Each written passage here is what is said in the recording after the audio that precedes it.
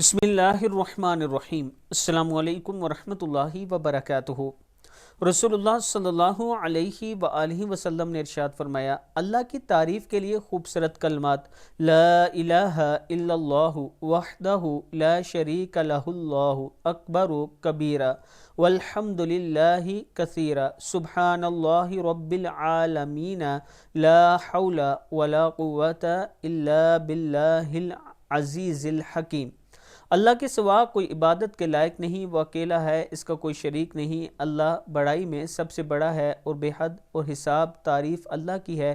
اللہ ہر اس چیز سے پاک ہے جو اس کے شایان شان نہیں، وہ سارے جہانوں کا پالنے والا ہے۔